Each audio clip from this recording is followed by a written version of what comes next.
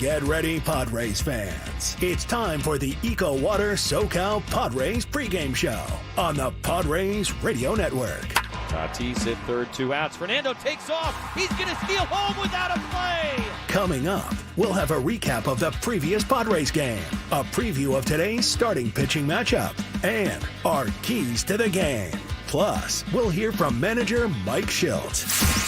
From the Padres Radio Network, here's Sam Levitt. San Diego Padres baseball coming up on 97.3 The Fan and the Padres Radio Network. Today the Padres take on the Cincinnati Reds in the final and rubber game of a 3-game series. Our starting pitching matchup today for the Reds, right-hander Frankie Montas, and for the Padres, right-hander Matt Waldron. Hi again everyone, Sam Levitt here inside our San Diego studios. First pitch coming up in Cincinnati at 10:10 a.m. Coming up in the next 50 minutes, you'll hear from Padres manager Mike Shildt. We'll also hear from David Peralta and Matt Waldron. And in just a little bit, we check in with Gwynn Jr. But first, let's set the table, brought to you by Fraser Farms Market. Set your table with the highest quality of natural and organic products from Fraser Farms Market, a San Diego original since 1971 with 3 locations, La Mesa, Vista, and Oceanside. Padres enter today with a record of 26-26. It's been a really good road trip so far for the Padres. They won 3 of 4 in Atlanta to begin the trip. Now they've split the first 2 games of this series in Cincinnati. Padres have a chance to do a couple of things today. Number 1, make it a 5-2 road trip. And number 2, win 6 of their last 7 series. Meanwhile, the Reds are 20-29. Reds are only 5-16 in their last 21 games. Yesterday, a clean, crisp win for the Padres. Let's take you back. How did the Padres fare in their last game? Let's take a look back with our Padres Rewind. Presented by Hamul Casino. With thrilling slots and tables and all the best rewards, Hamul Casino has all the fun you're looking for. Hamul Casino. Fun above all else. First batter of the game against Nick Martinez, Luis Arraez leading off. Here's the 3-2. Martinez deals. Arraez hits it in the air. Deep down the right field line. This one way back. Gonna go! Lead off home run, Luis Arraez. His first as a Padre, and a 1-0 lead here in the first. Sometimes you mess around and you find out. Nick Martinez tried to sneak the heater in under his hands, and he found out the hard way. Reds got the run back in the first inning against Michael King, a solo home run from Jeimer Candelario. The score stayed tied at 1-1 until the top of the 4th inning. Padres put together a rally. They took a 2-1 lead on David Peralta's RBI fielder's choice. They took a 3-1 lead on Fernando Tatis Jr.'s RBI single. Tatis was still on first base for Jerks and Profar. So an RBI single for Fernando, though the Reds get an out on the play. And Profar swings at the first pitch, trying to find a gap in left center. He does. It's going to roll all the way to the track. Racing around third comes Tatis. He'll score an RBI double for Jerks and Profar, and the Padre lead is 4-1. That was it for Nick Martinez. Left-hander Brent Suter came on to face Jake Cronenworth. Little school outside of Boston called Harvard University. Here's a line drive base hit into left center. Profar will round third and score easily. An RBI single for Jake Cronenworth, and now a 5-1 Padre lead in the 5th. Padres scored 3 runs in the 5th inning. They got more in the 6th inning. Suter back on the mound, a runner on second for Tyler Wade. 1-2, reach for, bounce to first base. Steer backs up on it as it go off the glove and into right field. Zokar going to come in and score, and the Padre lead is now 6-1 after some shaky defense over at first base. Wade went to second base on an errant pickoff throw. That worked out pretty nicely for Luis Arraez. So Wade at second, the 2-0 to Arraez is lined into right field. Martini charging, plays it on a hop. Wade racing around third. Here's the throw and the tag, not in time. Arraez goes up to second base behind the throw. An RBI single and a 7-1 Padre lead. Meanwhile, Michael King was really solid. He entered the bottom of the 6th inning with the Padres ahead 7-1 in 5 strong innings under his belt. Reds got a couple of runs against him in the 6th inning. King would work into the 7th. He went 6 2/3 strong innings for the win. Luis Arraez had his second 4-hit game as a Padre. Final score in Cincinnati yesterday, Padres 7 and the Reds 3. And it sets up the rubber match of this 3-game series coming up at 10:10 a.m. Little Padres and pancakes for you on a Thursday morning here in America's finest city. Let's go to Great American Ballpark in Cincy. Let's go inside the Padres broadcast booth for a deep dive on today's matchup from Tony Gwynn Jr. in our Padres game preview on the Padres Radio Network. We go to Cincinnati. We're joined by Tony Gwynn Jr. as we get ready for this series and road trip finale. And Tony, let's begin with last night. Luis Arraez with his second 4-hit game in a really short span with the Padres. He continues to be so good, especially as of late. 7 consecutive games with multiple hits. And I know you and I have talked about him before, but as you continue to watch Arraez, Tony, what impresses you about what this guy continues to do? I mean, it's just the way he goes about the art of hitting. I mean, I don't know if I can come up with any new adjectives for how good he is at the plate, but you could just see it. It's just different when he gets into the box. He's scanning the field. He just does it in a way that we don't see in today's game, and to have a guy like that on our team is pretty fun to watch. Tony, let's stay on the offense a little bit, because on this road trip, it's been a little feast or famine, if you will, for the Padres offense, right? They have 4 games where they have 10 or more hits. They've won all 4 of those games. The other 2 games, they got shut out. So when the Padres are really rolling offensively, at least on this road trip, what does that look like to you? What are they doing well? I don't know that what they're doing well is they are attacking the pitches that are in the zone, and they're not chasing, and we've seen that a lot. And I don't know that they didn't do that in the other 2 games where they've been shut out. They maybe haven't executed it as well, but I think the thing that I like about this ball club is their approach offensively doesn't seem to change. It doesn't seem to waver. It's really about execution. And listen, there are going to be days where it doesn't go well. In both of the games they lost, they didn't play, perfect baseball. They didn't play clean baseball. In both of those games, they had errors that led to runs. And so, and if let's take those away, you got still a ball game that you can win, in late innings. And so for the Pods, it's what it's really boiled down to. It's less about what they've done offensively, although they've been blanked in those games, but it's been more about the mistakes that they've made in those particular games that have kind of taken them out of the game, those 2 games they've lost so far. Let's talk about the starting pitcher today, right-hander Matt Waldron, coming off a really good couple of outings, first against the Dodgers, then against the Braves, so against a couple of really good lineups. That last start, Tony, against the Braves, he threw that knuckleball even a little bit more. It was up to 44% in that last outing. What stood out to you about what Waldron's done these last couple of starts?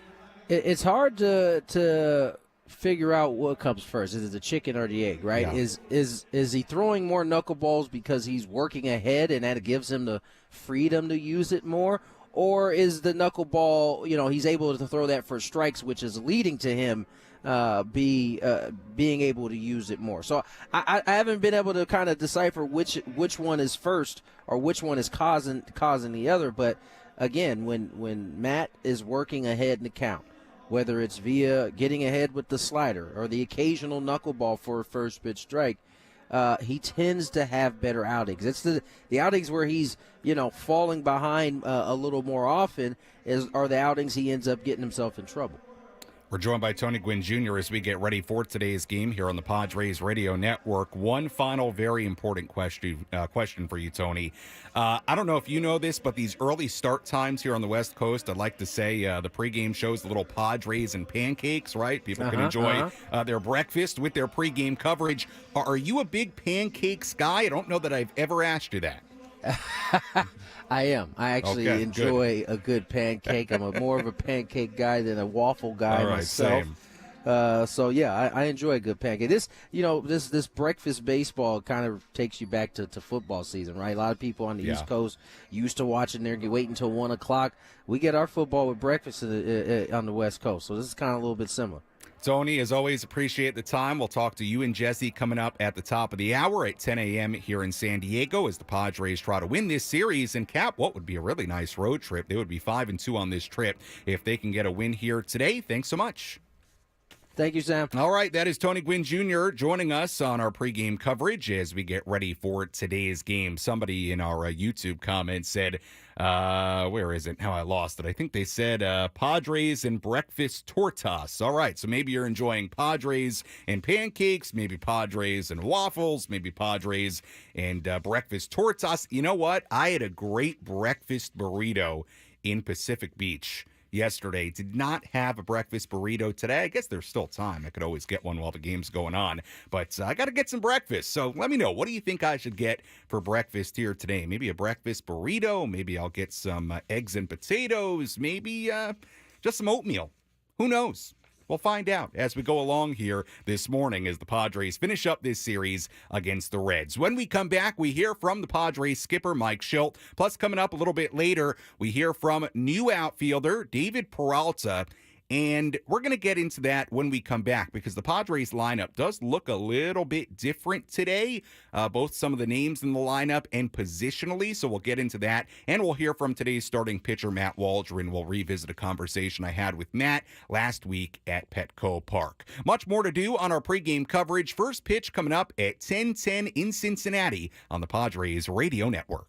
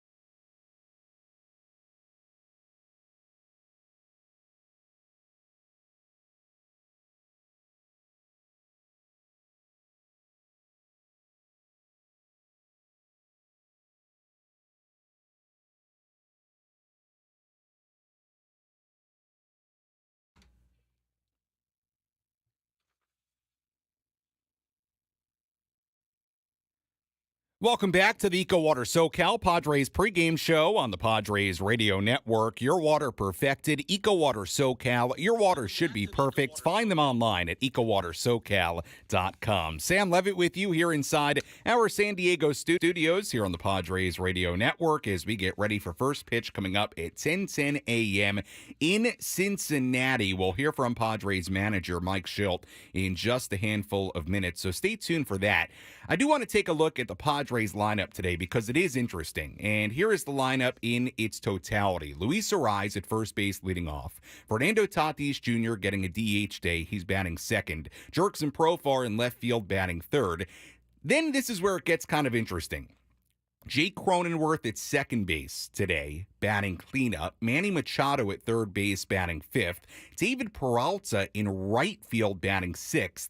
Jackson Merrill in center, batting eighth. Ha-Seong Kim, the shortstop, batting seventh for Merrill. I think I said eighth. Ha-Seong Kim at shortstop, batting eighth. And then Kyle Higashioka doing the catching, batting ninth. So again, we wondered yesterday, and Jesse and Tony talked about it as well, how the Padres would fill the void of not having Xander Bogaerts for likely at least a couple of months here. And obviously the easy solution, and probably the solution we'll see most days, is Luis Arraez playing second base. But the Padres can do some different things because of some of the versatility they have, because of Jake Cronenworth, his ability, his past at second base. So the Padres playing Cronenworth at second base today. So interesting, and maybe a little glimpse into how the Padres long-term may fill the void of Xander Bogaerts. Let's hear from Padres manager Mike Shildt before today's game. Let's pull up a seat in the manager's office and hear from Padres manager Mike Shildt. Presented by Sinley Food. Spice up your culinary life.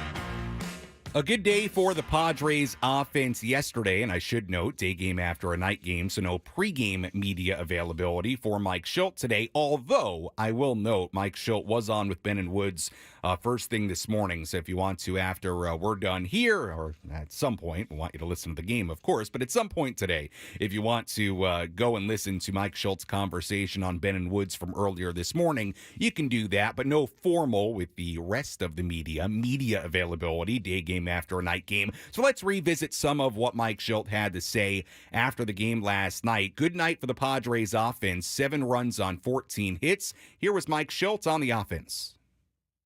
You know, I think clearly had a really good approach. You know, I like the fact that, you know, first time through we trying to feel out what was taking place, and second time through really put together and string together a lot of really good at-bats. You know, starts at the top with Arraez. I mean, what a magician with that bat in his hand. It's really special. Set the tone, great energy, great approach. I love Toddy swings. You know, not a lot to show for it. You know, I think we've got to appreciate that a little bit more when it happens because, you know, he's hit some balls hard and hadn't been rewarded, and sometimes we just skim over. They're like, hey, what's going on with him? And we got to celebrate when he has good at-bats. So, really good at-bats with him. And, of course, doing pro things. And Crony, Manning, really nice swings, you know, a couple doubles, and looks to be in a really good spot. And, you know, we got to benefit from the, you know, David Peralta, his energy, a little ground ball that, you know, Pro got a great jump on to score a run. And, you know, Solano came in later and did his part to end up scoring a run. And, you know, Campy and Tyler Wade had a nice ball game, too. Let's appreciate that. I mean, nice play defensively. Took really good swings. Michael King, also a good outing yesterday, 6 2/3 innings, 3 runs given up, picked up the win. Here was Mike Shildt yesterday on Michael King's outing. Michael was great. You know, good tempo, throwing strikes both sides of the plate. Breaking ball was good. Everything was really good. You know, longer delay, no excuse to get into that in the last inning, and just wasn't able to make some pitches there in the sixth, but went out there and grabbed 2 outs in the seventh, which is big with our bullpen. And Wandy did a nice job to close that inning out and get that double play ball to get the eighth. And of course, Suarez brought it home and made sure we stayed dry. He gave up that early the first inning home run. He's given up a few home runs, but right. For him to give that up and then to roll through the next into the sixth, and that's the only hit he had given up. That's Candelario bookended him, you know, the homer, and then he just, like you said, he just rolled through it and was able to get the base hit, you know, later on that, you know, kept that inning going, allowed him to get 2 on Stevens' ball. But, you know, nice job overall by Michael. Did a great job, give us into the seventh. Michael has strung off as many, successive innings where he doesn't allow a base runner, anyone on the staff. Mm-hmm. What have you learned about him so far? That no matter what happened, then all of a sudden he'll go on a run. Yeah, no, that's the thing. You know, you got to get to know your guys, and like I said, you mentioned a couple of times in the first inning, but you can see Michael get better as the game goes. Feel like what he's doing, and the thing is Michael's a really good competitor. It's a trait that I admire and love and respect, and we can't get enough of. So when you know a guy's going to compete, and he's got the pitches and he's got intelligence to match it, you can ride with that guy. That was Padres manager Mike Shildt after last night's 7-3 win in Cincinnati. We'll hear more from Mike on our post-game show coming up later on today. As always, if you want to get involved on our pregame coverage, you can do that in a number of different ways. You can tweet at me at Sammy Lev, SAMMYLEV. Instagram DM's open as well. Sammy Lev there too, SAMMYLEV. If you want to comment on our fancy new video streams on YouTube, Facebook, Twitter, you can comment there. Let me know who you are, where you're tuned in from. And as always, when we have a Padres and Pancakes, a morning pregame show followed by a morning baseball game here on the West Coast, feel free to send me a photo. How are you enjoying Padres baseball? What are you eating? What are you drinking? You got coffee? You got pancakes? You got a breakfast burrito? Let me know. Tweet me, DM me. May just shout you out here on the air. Let's tell you who's hot, who's not. Which player is locked in at the dish? Who needs to kick things up another notch? This is Who's Hot, Who's Not on the Padres Radio Network. Luis Arraez certainly in the hot category for the Padres, currently in the midst of a career-long 27-game on-base streak. It's also the longest active on-base streak in the major leagues. Arraez is hitting .391 with the Padres. His average since the trade ranks 4th in the major leagues. He also has a .425 on-base percentage since the trade. He has been terrific, as advertised so far. Jurickson Profar in the midst of an 11-game hitting streak. He's batting .395 in that span. I told you a couple of days ago that on most days, while Profar continues to do what he's doing, I'm just going to tell you where he ranks in Major League Baseball in offensive categories because it's remarkable. It just is. Entering today, Profar is batting .339. That's second in the majors, behind only Shohei Ohtani. His on-base percentage is .431. That's first in the major leagues. Jurickson Profar has the highest on-base percentage in 50-plus games in the major leagues. His OPS is .948. That's also top 10. It ranks 9th. He continues to do it. He's been great. The not category for the Padres. We take a look at the backup catcher today. Kyle Higashioka, 0 for 11 in his last 4 starts. He's batting just .150 in 40 at-bats so far this season. Day game after a night game, Higashioka getting the start behind the plate. Today, we'll see if he can get it going in the number 9 spot. And that's a look at who's hot, who's not on this Thursday morning. When we come back, we'll hear from one of the newest Padres, David Peralta. We'll also hear from Matt Waldron coming up later as well. Our keys to the game, full look at the out-of-town scoreboard, and much more to come. First pitch at 10:10 a.m. in Cincinnati, coming up soon on the Padres Radio Network.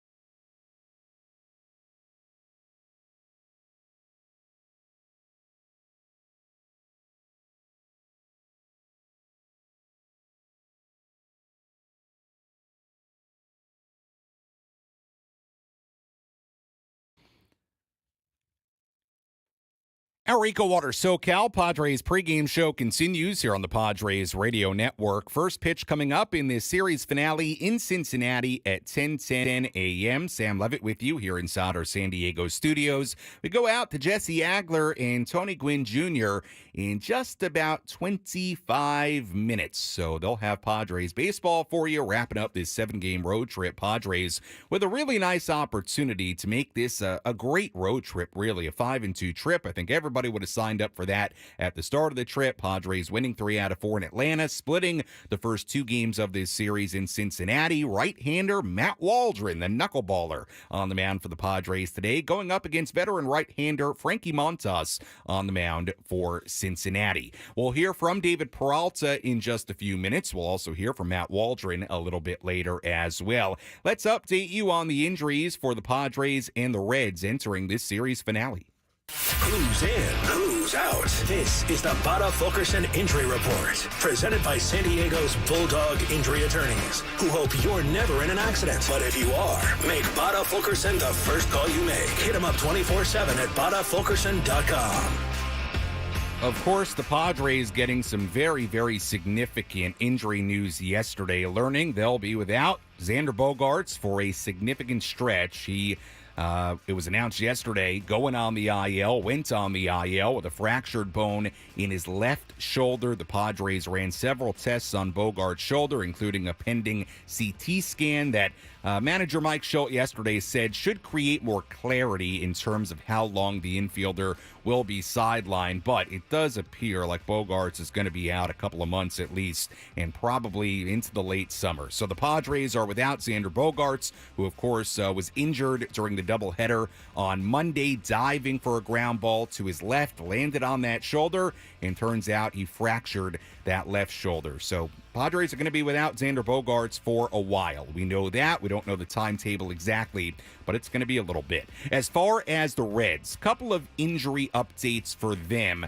impacting this series in today's game. Jake Fraley was hit by a pitch in the series opener on his right hand. He still has some swelling on the outside of that hand, according to Mark Sheldon, Reds beat reporter for MLB.com. Doesn't sound like there's a good chance Fraley will play today. He's not in the starting lineup. Reds also making a move before today's game, putting right-hander Emilio Pagan on the IL with a right tricep issue. Did not see the corresponding move yet, but we'll let you know when we see it, if we see it before we get off the air here. But again, both those reports coming from Mark Sheldon, beat reporter covering the Reds for MLB.com. And that's a look at the injury report on this Thursday. Now let's take a full look at the out-of-town scoreboard. Let's take a trip around the Bigs and tell you about the scores you need to know in our out-of-town scoreboard. Presented by Jensen Meat, where great taste meets integrity.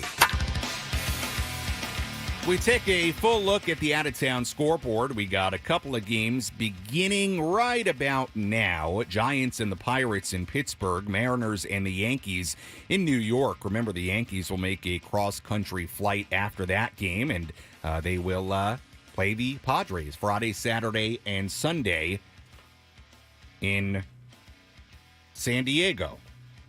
All right, we continue on the out-of-town scoreboard here. Rangers and the Phillies at 1:05 Eastern Time, so 10:05 Pacific Time in Philadelphia. Braves and the Cubs coming up later at Wrigley Field in Chicago. Rockies and the A's in Oakland. Blue Jays and the Tigers in Detroit. Orioles and the White Sox in Chicago. All those games coming up later. A couple of other headlines from around the major leagues entering today. How about the Phillies? They're 36-14. Believe it or not, that 36-14 record, it is one of the best records through 50 games of anybody ever in baseball. Any team. It's right there with the 98 Yankees. It's right up there with the 0-1 Mariners. Little bit behind, but that's how good the Phillies have been. 36-14 to begin the year. By the way, that Pirates game that just got underway in Pittsburgh, Paul Skeens making his third career start. How is he going to follow up that gem on Friday at Wrigley Field when he struck out 11 over 6 no-hit innings? We're going to find out. So those are some of the highlights and the headlines from around Major League Baseball today. Well, David Peralta, the new Padres outfielder, did contribute to yesterday's win, an RBI fielder's choice in his Padres debut. Peralta spoke with the media yesterday inside the Padres clubhouse before he made that debut. Let's revisit some of what Peralta had to say. I'm really excited to be here. The opportunity, to be honest, I'm not going to lie. When they called me to the office last night, it felt like it was my first time when I got called to the big league. I knew when I had the surgery last year in the off season, I know this year was going to be tough, and it's been really tough for me. Like trying to find come back to the big leagues and everything. But I was been grinding, trying to do my best and prove to everyone that I'm healthy. And I really appreciate it. I'm really thankful that San Diego took that and said, "Hey, David, we need your help in here, and I'm here to help the team to win." Is that what your time with the Cubs was too? Getting healthy, showing you were healthy, and I guess just how do you feel right now? Yeah, no, I'm feeling great. I mean, the staff didn't work with the Cubs, but I'm really thankful for them because they helped me to finish my rehab and everything. So I can thank enough to the Cubs to help me with that. Didn't work, stuff happened, but here I am. It worked with the Padres, so I'm healthy, which is great. So it's good, and I'm just can't wait to start the game today and help the team and been facing this guy for a long time, and we have a great talent here. We got a great group of guys, and it feels like I could be with this team for a long time, but it's my first day. But I know they're anxious to win. They want to win because I've been facing them for a long time. They had a great team, and now I want to be part of that. I want to be part of this culture. I know there's a great culture, the winning culture, and I'm just excited to be here. I know watching you enjoyed playing this team. Do you recall that? Do you feel like you did pretty well? Well, I'm glad that I'm this side, and I'm expected to do the same thing. Thank you. You bring a lot of veteran experience to this clubhouse, but particularly in the NL West, as you alluded to. What is the value that you hope to bring here to the Padres? Whatever they need me. I'm just happy to be here. Whatever they need to be off the bench. Yes, whatever they want, I'm going to be ready. Like I said, they have a great talent team. We have a great group of guys, and I just want to do my part to help them to win. For you, what is the mental readiness? You talked about that word being ready, but I mean, it was last night that I guess you found out that you were being called up. What is the mental preparation for you? Well, first it's a lot of excitement, I'm really excited to be here. But it's just, I'm not trying to do too much. I've done this for a long time, and I just have to control the emotions and everything, and just be me. I just have to be me and do my thing, and that's what I'm going to do. I don't want to try to do too much. They know what I can do. I know what I can do, and I just have to do my thing to help the team to win. That's new Padres outfielder David Peralta back in the lineup once again here today. He played left yesterday, but like we said earlier, Peralta playing right field here today. Fernando Tatis Jr., the DH today for the Padres, a day off his feet. By the way, the corresponding move for the Reds today that we mentioned earlier, actually kind of interesting. A name that you might recognize. Right-hander Brett Kennedy selected to the Reds. They've called him up from AAA. If you remember, Kennedy was once in the Padres system, actually started 6 games for the Padres in 2018, 11th round pick by the Padres all the way back in 2015 out of Fordham. So we'll see. Maybe Brett Kennedy faces the Padres today. We'll see how it all works out. But that was the corresponding move for the Reds, so they do have another arm in their bullpen with Emilio Pagan going on the IL. First pitch coming up at 10:10 in Cincinnati. Let's give you our keys to the game. How will the Padres unlock a victory in today's game? These are the keys to the game. Presented by Honor Buick GMC Hummer in National City. Key number 1, keep slowing down the Reds' running game. The Reds entered this series leading Major League Baseball in stolen bases, but to this point, the Padres haven't allowed a single stolen base in this series. So, can the Padres continue to limit this Reds offense and prevent the Reds from stealing when they're on base? That's key number 1. Key number 2, Padres bullpen has been excellent on this road trip. Can they keep it rolling? The Padres pen has allowed just 1 run on this trip. That's a span of 19 2/3 innings. The Padres bullpen has allowed no runs in their last 14-plus innings. Every Padre reliever has recorded at least 4 outs during this trip. And how about Robert Suarez? Let's single him out for a second. How about this? Allowed a run in the home opener at Petco Park. Robert Suarez has not allowed a single run since. A 0.42 ERA in 20 appearances this season, 13 for 13 in save opportunities. So the success of the Padres bullpen on this road trip, Robert Suarez, as always, playing a big part in it. Key number 3, and this is more of a general key, but an offensive key too. Finish this road trip the right way. The Padres scored 7 runs on 14 hits last night. That's after getting shut out in back-to-back games. It's been feast or famine for the Padres offense on this trip. They've now had 10 or more hits in 4 of the 6 games on this road trip. No coincidence, those are the wins on this trip. The other 2 games, they got shut out. So for the offense, for the team in general, finish the trip. You're facing a Reds team 20-29. Win both series, go 5-2. You've got the Yankees coming to town. Finish the trip. That's a look at our keys to the game. Little dramatic pause for effect. When we come back, we'll hear from Padres pitcher Matt Waldron. He makes the start today. We'll tell you what to watch for in today's game and walk you up towards first pitch coming up at 10:10. We continue on our EcoWater SoCal Padres pregame show after this on the Padres Radio Network.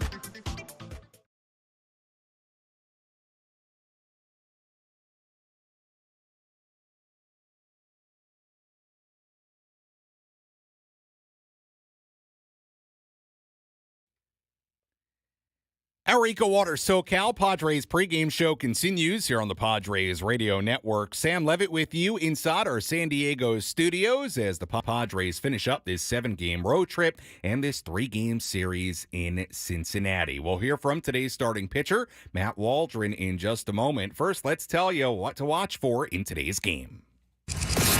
What's the one thing Sam Levitt will be keeping his eye on in today's game? This is What to Watch For. Presented by Genesis Home Improvements, San Diego's trusted painting, roofing, and window company. Save 15% today on a new beginning for your home. Visit GenesisHomeImprovementsSD.com. What to watch for in today's game. Can the Padres keep this Reds offense pretty quiet? The Reds' team batting average is the worst in the majors right now at just .215. Ellie De La Cruz has cooled off after a hot start. He's hitting just .200 with only 1 home run in his last 17 games. Spencer Steer snapped an 0-for-20 skid with a double yesterday, but he's homerless in his last 16 games while hitting .167. Jonathan India back in the lineup today for the Reds. He's hitting just .186 with 1 home run in 17 games during May. Can Matt Waldron and can the Padres bullpen keep this offense quiet, let the Padres offense score some runs, and make this sort of a win like yesterday? Clean, kind of easy, crisp. We'll find out. Let's see how the Padres do against this Reds offense today. They have not been great, the Reds offense. That's a look at what to watch for in today's game. Well, last week at Petco Park, I caught up with Matt Waldron inside the Padres clubhouse. We'll talk more about Waldron and his numbers coming up in just a moment, but here was part of our conversation last week. As far as your preparation before a game, it seems like in your warm-ups in the bullpen, you're actually throwing some more pitches than you've been accustomed to throwing in the past. Can you take me through that change with Ruben and kind of how that came about? Yeah, I think I just always thought it was like, oh, I'll get my body just ready and like feel out the zone, and once I start to do that, I'll be okay. But really, I needed more work because I feel like I got to like this after 100 pitches, whatever inning that is, but after 100 pitches, I felt like, I could throw 30 or 40 more. Like, so I can't take that to bed with me. Like, there's no point saving some of that. And so I think just, working, getting more work in before I get out there. As far as the feeling of being able to throw more pitches, I'm just curious, is that related, you think, to the knuckleball at all? Because that's always been sort of the reputation of knuckleballers, is that they can throw a lot. Yeah, that could be it too. No doubt about it. So I think that thing helps save my arm. It's not like I'm Dylan Cease and I'm throwing 99 in the 100th pitch. So it's, I think, there's more in the tank there. Matt, as far as the knuckleball, I know we talked about it during spring training. I know you get asked about it a lot. Where do you feel like that pitch is at as part of your wider arsenal right now at this point in the season? Yeah, I actually don't think it's at its best, or like I'm still working on a couple things. I think I've shown signs of it being well, and even my twin brother was like, I don't think that's where it's at right now. Just, and I think he's seen me throw a lot, so I trust his opinion too. So, I think it's close, but it's I want to get it a little bit better. That was today's starting pitcher, Matt Waldron, inside the Padres clubhouse last week. And you heard Matt Waldron mention Dylan Cease there. How about the pitching matchups coming up in the series against the Yankees? Just to preview that for a moment. Right-hander Yu Darvish against left-hander Carlos Rodon. That's the pitching matchup on Friday. Saturday, it's Dylan Cease against Marcus Stroman. Sunday, it's Joe Musgrove against Clark Schmidt. So some good pitching matchups over the weekend against the New York Yankees. And you can, of course, get your tickets at Petco Park by going to Padres.com/tickets. Let's check out our pitching matchup here today in Cincinnati between Matt Waldron and Frankie Montas. Let's take a look at who's on the bump today with our starting pitching preview on the Padres Radio Network. The 27-year-old Matt Waldron on the mound for the Padres. So far this season, 2-5, a 5 ERA, 9 starts, 45 innings, 45 strikeouts. He's a walk 17 so far this season. Last start Friday in Atlanta. He was good. 5 2/3 innings, 1 earned run given up, 5 hits. He struck out 10. The start before that against the Dodgers, also very solid. 5 innings and a third, 2 earned runs given up. Faced the Reds in late April at Petco Park. Went 6 innings, 4 earned runs allowed. He did give up a home run to Ellie De La Cruz. The arsenal for Waldron: the knuckleball, the four-seam fastball, the sweeper, the sinker, and the cutter. On the mound for the Reds, right-hander Frankie Montas, 31 years old. He signed a 1-year, $16 million deal with the Reds this winter. So far for the Reds, 2-3, a 4.37 ERA in 8 starts, 35 innings, 25 strikeouts, and 15 walks. Last start Friday against the Dodgers, he went 5 innings, 3 earned runs allowed. Montas has made 2 career starts against the Padres, but he hasn't faced them since 2021. Both those starts against the Padres coming when he was a member of the Oakland A's. And the arsenal for Montas: four-seam fastball, splitter, sinker, cutter, and a slider. And that's a look at our starting pitching matchup here today between Matt Waldron and Frankie Montas.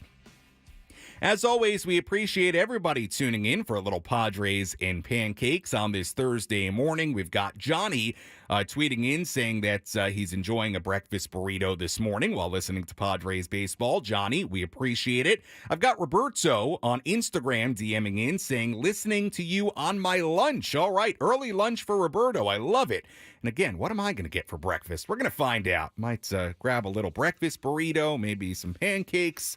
When we get off the air, enjoy a little breakfast burrito, some pancakes as this game gets started in Cincinnati. Padres finishing up this 7-game road trip. You've been listening to the EcoWater SoCal Padres pregame show on the Padres Radio Network. EcoWater SoCal, your water should be perfect. Find them online at EcoWaterSoCal.com.